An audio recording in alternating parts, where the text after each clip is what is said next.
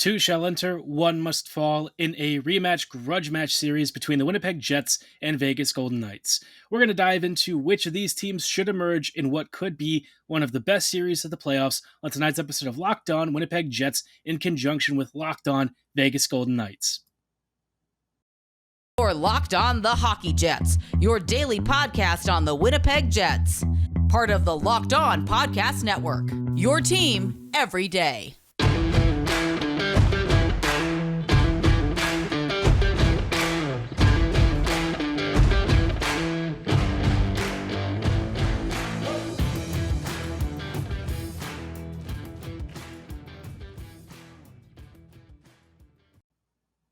Hello, friends. Welcome to this joint special episode between Locked On Vegas Golden Knights and Locked On Winnipeg Jets. We're going to be diving in tonight into the upcoming series with Tony Cordasco as we try and figure out a couple of questions for both the Jets and the Knights.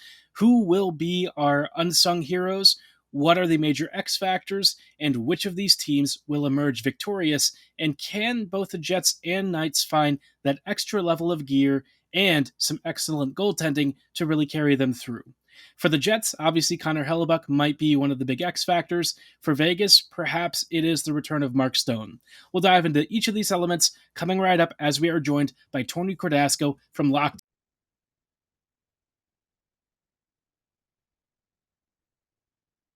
The playoff series between VGK and the Winnipeg Jets is about to take off on Tuesday night here in Las Vegas.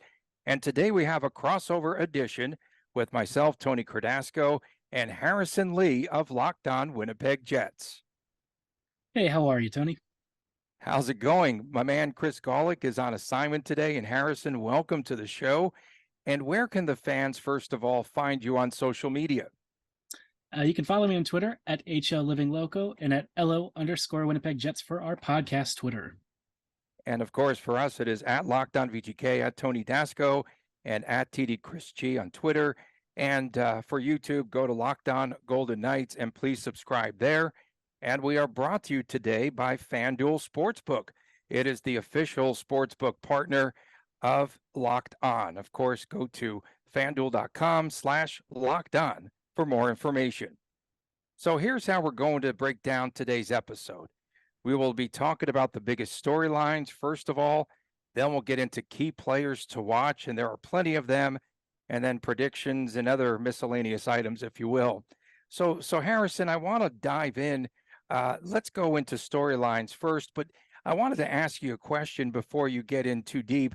The Golden Knights and the Jets season series, and how much, in your estimation, have the Jets changed, improved, or otherwise since being swept earlier this season in the 3 games that these two teams played, but the last meeting was way back in December? Yeah, so I would say through the first half of the season, the Jets, they're an interesting team, right? We've seen them before. I don't know if you were watching them too closely in 2017, 2018, but that was a monster team. This team is not that team, let's be real.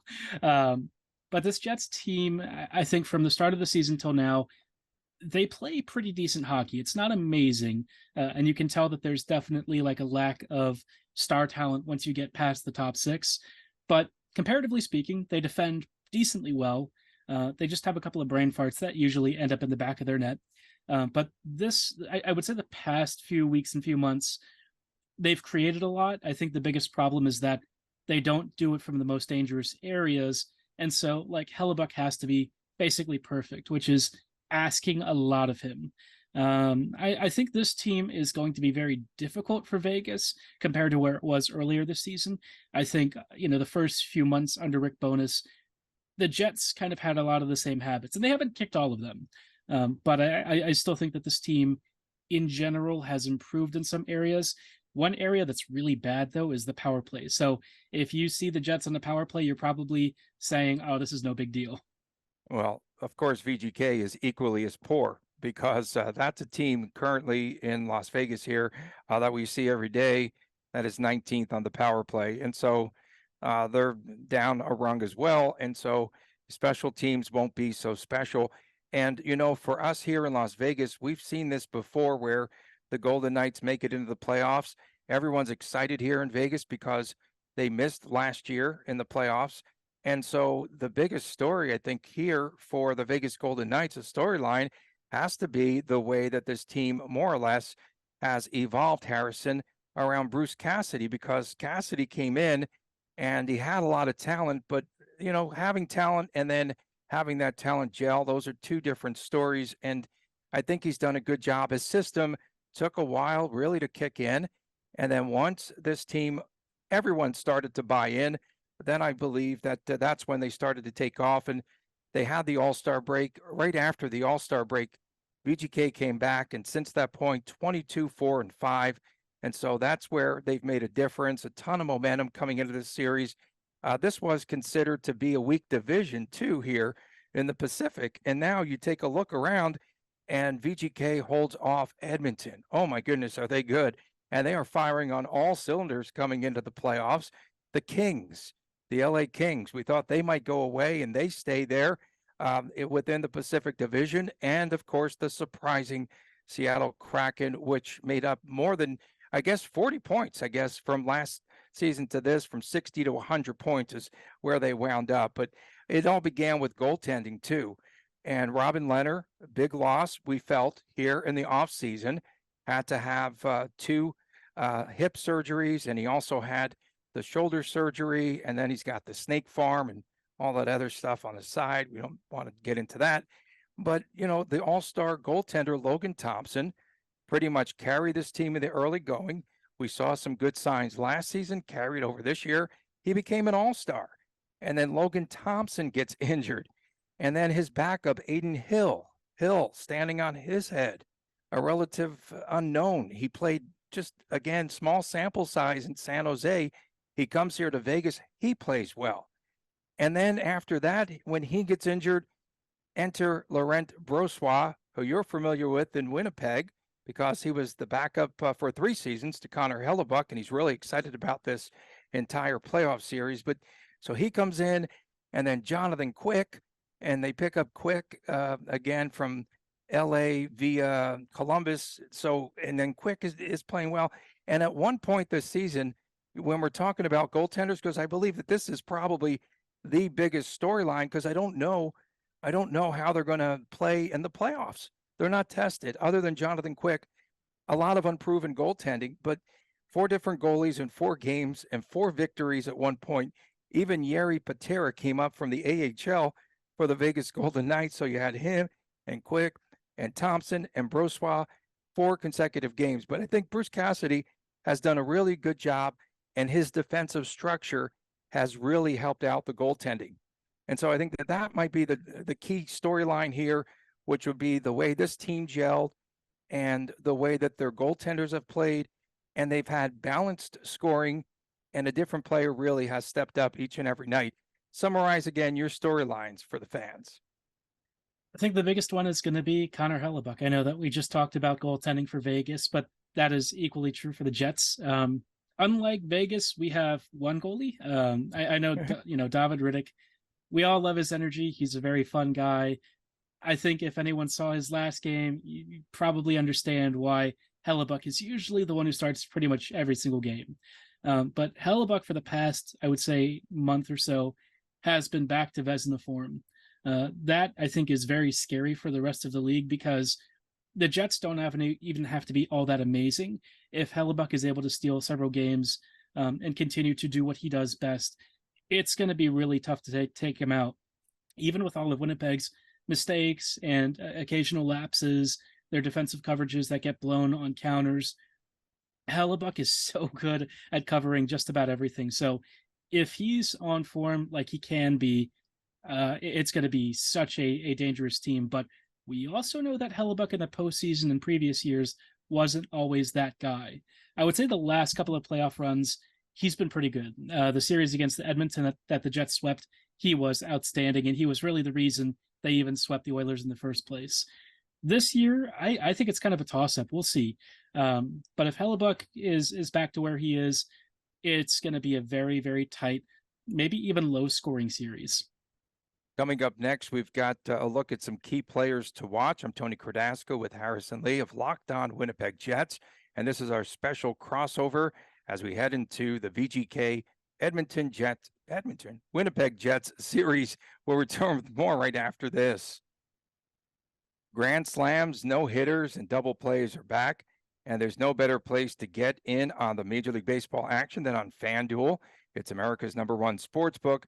And that's because right now new customers can step up to the plate with a no sweat first bet up to $1,000. Just go to fanduel.com/lockedon. That's fanduel.com/lockedon. And you can place your first bet. Get up to $1,000 back in bonus bets if you do not win. And you can bet on players' individual stats, which I really like. How many hits are they going to get in a game? Home runs, pitcher strikeouts, much, much more. So don't miss this. Your chance to get the no sweat first bet up to $1,000 when you go to fanduel.com and slash locked on. Again, fanduel.com/locked on to sign up today. FanDuel, the official partner of Major League Baseball. Welcome back to our special crossover edition. Tony Cordasco here with Locked On VGK. Harrison Lee, Locked On Winnipeg Jets. Game 1 of the series coming up on Tuesday night, T-Mobile Arena here in Las Vegas. And thanks for making our podcasts your first listen each and every day. We definitely appreciate that. Your team every day on the Locked On Network. So when we talk about key players, right, you just went into Connor Hellebuyck. Tell us about the supporting cast and who's going to score goals for the Winnipeg Jets. Isn't that the $1 million question? This year, let's be honest, goal scoring for the Jets has been very, I would say, inconsistent. I think if there's one critical flaw with this team, it's that finishing has been all over the place. One game, they score like 6 goals. The next game, they score 2, maybe 1, if they're lucky. And like the finishing has just been, it's been a hot mess. This year has been one of the toughest for Winnipeg's finishers. And so I think if we're looking at any skaters who are really going to stand out above all the rest, it's going to come down to Nikolai Ehlers, Josh Morrissey, and whether or not Mark Scheifele feels like showing up. If Scheifele shows up in the form that we know he's been in the past, he can be almost unstoppable. But he's also shown that at times, if he doesn't really believe in the vision of the team, if he's not happy, he's going to let you know on the ice. You can tell that he's not feeling the vibes of the team, that he's not really happy at work. And so, for the Jets, if Scheifele's not up to par, if he's not at his best, it really puts Winnipeg at a disadvantage. He got moved to the wing recently alongside Pierre-Luc Dubois, and that has seemingly gotten him back to being really good. Dubois himself has been decent, but I think Scheifele being resurgent and really having a strong series, that could be one of the big X factors for the Jets. Ehlers, he's going to have to play more than 14 minutes a night. I know that Bonus will always say he plays as many shifts as the rest of the guys, and it's like, well, yeah, but the total time on ice is still kind of low. So I'd like to see that get bumped up somehow. Double shift him if you have to. He's our best creator. And alongside, Scheifele and some of the other guys, I think those are the players that we're really circling for, hopefully having a big series. And when you take a look at some players to watch for the Vegas Golden Knights, Jack Eichel will be playing in his first playoffs in his career. Jackie Aces, of course, as Pat McAfee just referred to him. And, he's really given up, I believe, a ton of his offense by playing defense. He's a better defensive player, and that's what I think the fans will see, that kind of lost contact with him. And they don't need to rely so much upon him to score goals, because every night it's a different player that's been stepping up, a different line, and it's been pretty much a team effort. Even though Eichel led the team in scoring, he only had 66 points, so it wasn't like he had one of those banner seasons, but he was still oft injured. He had some lower body injuries, and right before the playoffs began, he just came back in the last game against the Kraken, but he missed a couple of games, and so hopefully he is out there and making a difference for the Vegas Golden Knights and for their fans. And Mark Stone officially off of LTIR, so he's expected to make his return. The captain, he skated full contact over this past weekend, and he's expected to be on line 3, which is kind of a shocker, because it'll be him, Michael Amadio, and Chandler Stevenson will be the center on that line. But Stone was talking about how He has played alongside Stevenson for a while. He's been his center, and so he's feeling very comfortable about getting back out there. We've seen this act before. We don't know if Stone is going to be 100%, but he will be very valuable for the Vegas Golden Knights, particularly on the power play. And even if he's about 70 or 80%, that's more than what they've been getting of late. And Stone's been out since January the 17th.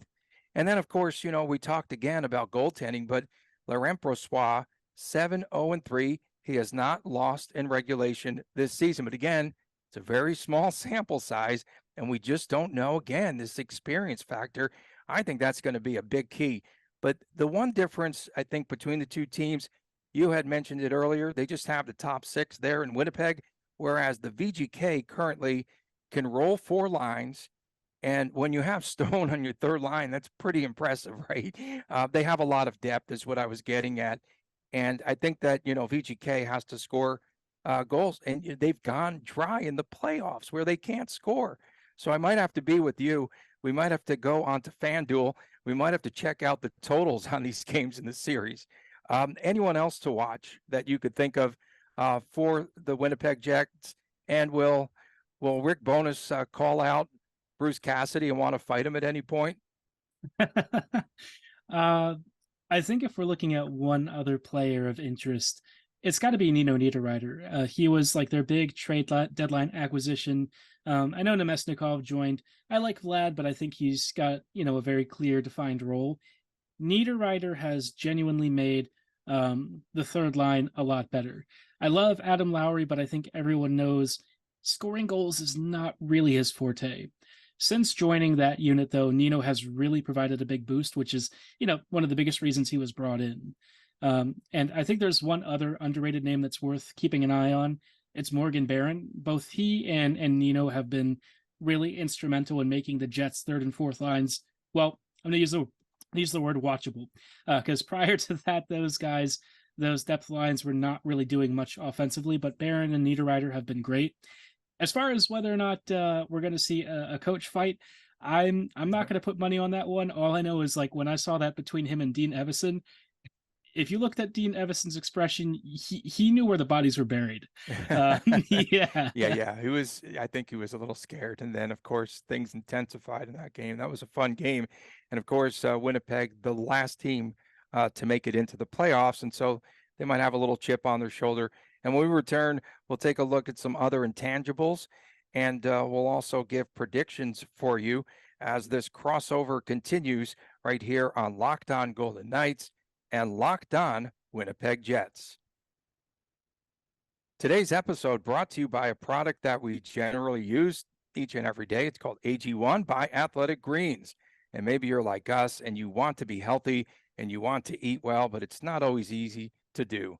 And so really that's no longer the case with AG1, because with one delicious scoop of AG1 in a glass of water each day, you are absorbing 75 high-quality vitamins, minerals, whole food source superfoods, probiotics, and adaptogens, and it gets you going the right way at the start of the day.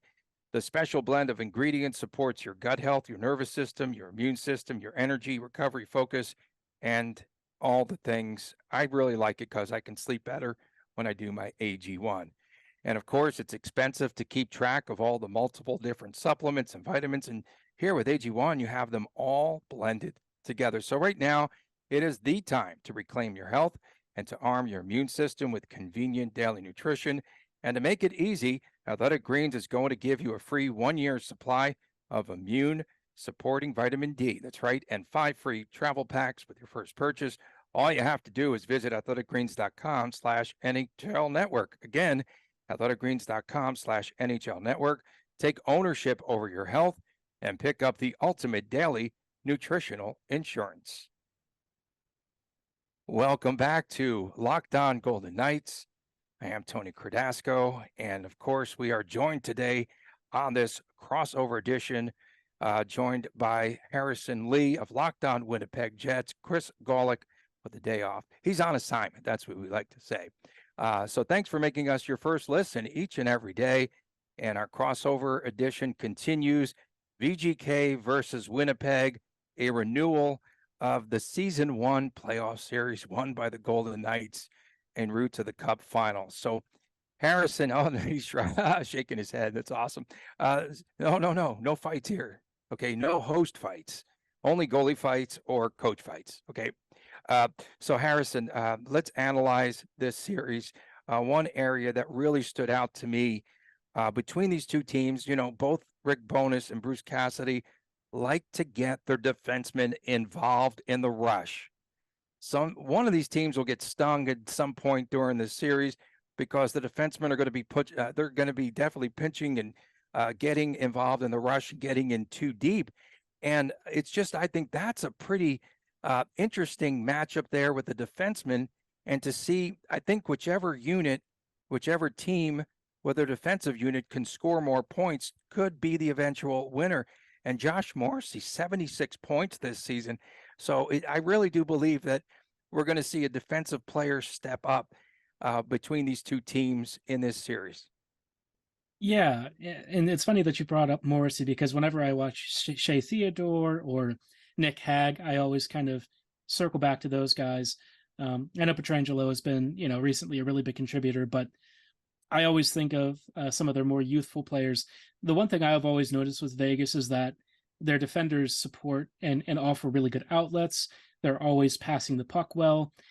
The thing that you'll see with the Jets defense, I don't know if you've ever just sat them and watched them like shift by shift, but honestly, we have some of the worst passing in the league.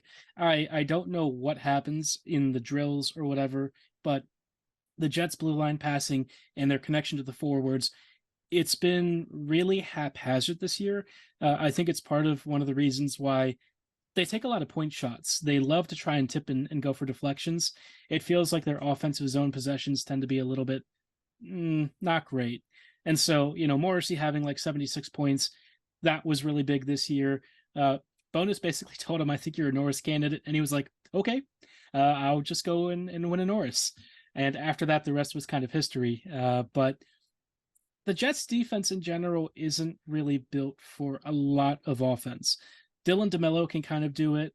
Nate Schmidt can kind of do it. You will get offense with Pionk. It's where he's inside his defensive zone that you start to see Neal's really big issues.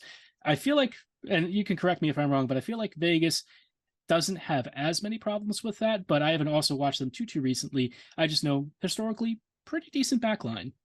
Yeah, no, I think VGK is going to be real solid defensively. They do block a lot of shots. In the last game against Seattle, we were pointing out in the first period, there were 10 different players that had a block shots, 10 block shots in that first period. And that's what they do pretty well. And they've kept a lot of the heat off of the goaltenders this past season. I think that's been the biggest difference with this team becoming a success. It's going to be a game where I think whichever team can forecheck the best, I think can also win, especially set the tone in game one. And then the way to defeat the Vegas Golden Knights, as we've seen before, is you really do need to stand them up in the neutral zone. And that's the one way the teams have really defeated the Vegas Golden Knights, by playing physical. Do you think that Winnipeg will come out and play a physical game and a physical series against the Vegas Golden Knights? Interestingly, a few years ago, I would have said yes. It's not that the Jets are like passive or not as physical. I think that their focus has changed. Like in 2014-15, when they first made the playoffs, everyone knew Winnipeg versus Anaheim. That's the black and blue series. The Jets, they're not as, they forecheck pretty aggressively. Bonus loves that. But I wouldn't say that is, the physical presence is as much of what they're looking for. I tend to think that they're hoping for more second chance rebounds and opportunities. Sometimes I've actually seen Winnipeg just straight up not go for a hit in favor of shutting down a passing or a shooting lane, which is interesting because they used to be very aggressive. We see guys like Logan Stanley will actually chase hits outside of the lane, and it causes issues. It feels like they're more disciplined there. But I think the one thing for the Jets that's going to be an issue is if Vegas gets an inside step on any of their defenders, Winnipeg just doesn't have that much foot speed. So instead of physicality being the concern, I'd probably be more worried about the number of stick penalties and stuff the Jets might take.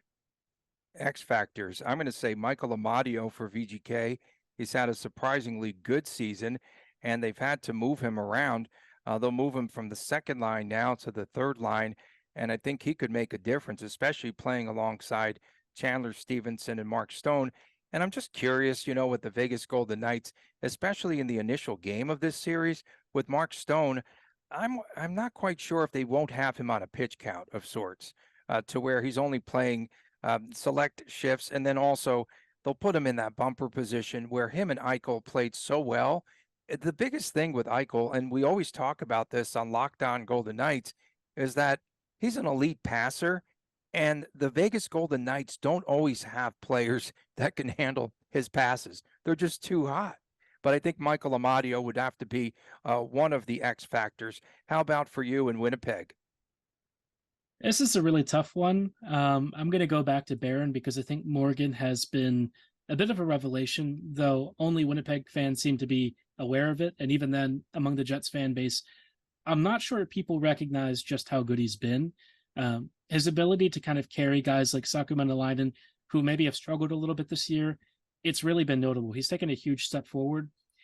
Pending what happens with Cole Perfetti's injury, he's supposed to come back 10 to 12 days from now. If he comes back before then, he is without a doubt the biggest X factor. Perfetti's ability, like you said, Eichel has those passes that are just so good that people can't even handle it. Perfetti's kind of the same way. I've seen him try stuff even in preseason and camp where his teammates didn't even think that pass was possible. And Perfetti's brain and vision works at a level that honestly, he might be like the smartest player out there, which is, I mean, I don't mean to use hyperbole, but that dude is a genius. So if he comes back, I think he could be a really big impact, but I'm not expecting him back. I think kind of like Stone, even if he does return, he'd be on a pitch count. I would imagine that, both of these guys, the teams really want to protect. So for now, I'm just going to stick with Morgan Barron. I think that's probably the safest choice. I have to believe that the Vegas Golden Knights have the experience edge. And when I looked at the number of playoff games for VGK, I mean, Alex Pietrangelo, 111 playoff games, and Phil Kessel, 96 playoff games, the Ironman. I really do wish that Bruce Cassidy would go back to the Ivan Barbashev, Stevenson, and Kessel line, which he had going there, cooking line 3. But now, since Stone is back, we may or may not see that line, but between them, I call them the cup line. They have 4 Stanley Cups between those 3 on that line. You can't beat experience. And like Bruce Cassidy says, he always believes that the top 2 lines sort of negate each other. And then it's up to like the bottom 6, and particularly that third line. I think the third line is going to be a key. Also, again, for VGK, they have to score goals. I can't say that enough because we have seen what has happened before, and we know what Rick Bowness did when he was with Dallas and he beat the VGK in the bubble. I mean, I could never forget that. And the Golden Knights just went south, and suddenly they couldn't score. And in the playoffs, it seems to be an epidemic for the Vegas Golden Knights. Anything else to add? Yeah, I think for the Jets, it's going to be a weird one. You've got experience on Vegas' side. I think for the Jets, and this is going to sound very strange because it sounds like a terrible slight, but I think for Winnipeg, it's desperation that will drive them. I think the Jets are tired of losing. I think that they are feeling their backs against the wall. We see all of these contracts running down. They've got like a year left with this core. And for a lot of guys, they're getting up there in years. Wheeler is very much on the wrong side of 30. Scheifele is almost 30, if not already just about there. Hellebuyck's getting close. All of these guys, I think, can see the timer running down. And this team, quite honestly, told fans recently that if they don't buy season tickets, the Jets aren't going to be in Winnipeg anymore. So I think there is this sense of desperation around this team to have a playoff run that is deep and exciting. The good news is they sold out the home games for the series. So I suppose the passion is still there. But if I actually had to think about which team might have even bigger stakes for the series, it might be the Jets. Winnipeg might be relying on this playoff run to really cement part of their future going forward, which is a little funny to say. But yeah, this playoff run, I can't even begin to describe how important it could be. So a lot is riding on this one. Okay, it's prediction time. Harrison Lee, give us your prediction. VGK in Winnipeg. Oh, I have the Jets actually coming out in 6. And I have VGK coming out in 6. And I also have, I'm betting odds that there will be a flyover over the arena there in Winnipeg, of course. But I don't know. I might take the plus money on a coach's fight. I might have to bet on that. Does Cassidy really like to fight? I'd be interested to see what he This does. would be pretty fun. I think that there's a lot of respect between these two coaches, and I think it's going to be pretty interesting. But again, Cassidy, can he get this team past the first round or two? It's going to be so intriguing to watch. First head coach in NHL history that has won 50 or more games with 2 separate teams back-to-back seasons. Boston last year, of course, VGK this season. And I think that we will see, though. I think what makes this series interesting to me, I think we're going to see a split here in Vegas coming out of the chute. And Vegas really improved here at home. They finally do have a little bit, a smidge of a home ice advantage after they were 13-13. They've won 12, I think, of their last 15. So it should be pretty interesting here. Harrison, it's been a pleasure, man. Thanks again. Where can the folks find you again on social media? We are our podcast Twitter is at @LO_Winnipeg Jets, and my personal Twitter is at HL Living Loco. Okay, and our Twitter handles are Locked On VGK, at Tony Dasco, at TD Chris G, who's up in Reno, and he's desperately, talk about desperation. He wants to get back here for game number 1 on Tuesday night. And of course, Locked On Golden Knights on YouTube. Please subscribe there. We thank you all for making us your first listen. For Harrison Lee, thanks again. We really appreciate your time. I'm Tony Cordasco from Las Vegas. We'll see you tomorrow right here on Locked On Golden Knights. And as well, you can get the recap on Locked On Winnipeg Jets.